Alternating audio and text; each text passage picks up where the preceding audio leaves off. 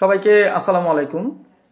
আপনারা জানেন যে দেশের মিডিয়াতে এবং বিভিন্ন গণমাধ্যমে যেই ধরনের একটা খবর চাউর হয়েছে যে এনসিপি আসলে ভেঙে যাচ্ছে জামায়াতের সাথে জোটে যাওয়ার বিষয়ে এবং না বিষয়ে আর কি। তো আমি খান মোহাম্মদ মুরসালিন, দলের যুগ্ম মুখ্য সমন্বয়ক এবং নির্বাচনকালীন মিডিয়া কমিটির সেক্রেটারি, আমি নিজে দায়িত্ব নিয়ে বলছি যে এনসিপির জামায়াতের সাথে জোটে যাওয়া কিংবা না যাওয়া এটা কেবলই একটি পলিসিগত সিদ্ধান্ত। আমাদের সেন্ট্রাল মেম্বার 2 শতাধিক মেম্বার আছেন যারা নাকি কেন্দ্রীয় সদস্য, এবং জামায়াতের পক্ষে যাওয়ার কিংবা না যাওয়ার, হ্যাঁ বা না বলার পূর্ণ অধিকার এই প্রতিটি সেন্ট্রাল মেম্বারের রয়েছে।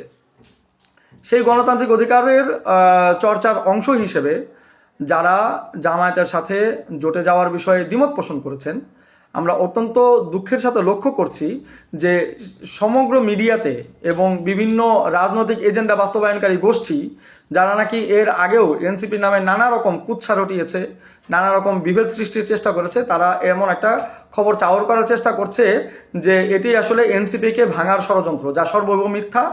এবং এই ধরনের বক্তব্যকে, এই ধরনের পারসেপশনকে আমরা ঘৃণাভরে প্রত্যাখ্যান করছি এবং এর তীব্র নিন্দা জানাচ্ছি।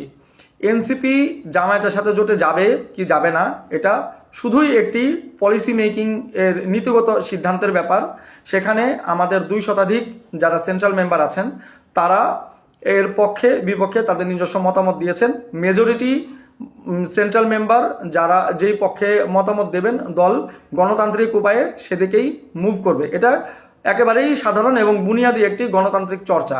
কিন্তু এই দ্বিমত পোষণ করাকে যারা ষড়যন্ত্র, মানে দল ভাঙার ষড়যন্ত্র হিসেবে পোর্ট্রে করার চেষ্টা করছে, তাদেরকে আমরা বলতে চাই যে আপনাদের এই ষড়যন্ত্র আসলে কোনো কাজে আসবে না। আমরা ঐক্যবদ্ধ আছি, থাকব, এবং এটা একটা পলিসিগত ব্যাপার। কোনোভাবেই এটা মানে দল ভাঙার ষড়যন্ত্র হিসেবে পোর্ট্রে করার কোনো যৌক্তিকতা নেই। ফলে দেশবাসীকে আমরা আহ্বান জানাতে চাই যে আপনারা বিভ্রান্ত হবেন না। একটি দলে আসলে কোনো রাজনৈতিক দলের মধ্যে গণতান্ত্রিক চর্চা না থাকলে যেটা হয় সেটা হচ্ছে যে একক ব্যক্তির সিদ্ধান্ত মোতাবেক দল চালালে কি হয় সেটা আমরা পূর্ববর্তী রাজনৈতিক কালচারে আমরা দেখেছি। আপনার বিএনপি, আওয়ামী লীগে যেটা হতো যে এক কেন্দ্রিক দল, কিন্তু যেহেতু এনসিপির ভেতরে একটি গণতান্ত্রিক চর্চার একটি রেওয়াজ আছে, সো এটাও সেই এনসিপির অভ্যন্তরীণ গণতান্ত্রিক চর্চার একটি অংশ মাত্র। ফলে দেশবাসীকে বিভ্রান্ত না হওয়ার জন্য অনুরোধ জানাচ্ছি, এবং আমার গণমাধ্যম কর্মী ভাই ও বোনেরা, আপনারা দয়া করে বিভ্রান্ত না হয়ে আপনারা এটাকে একটি পলিসিগত সিদ্ধান্তের দৃষ্টিভঙ্গি থেকে দেখবেন বলে আমরা আশা করি। আসসালামু আলাইকুম।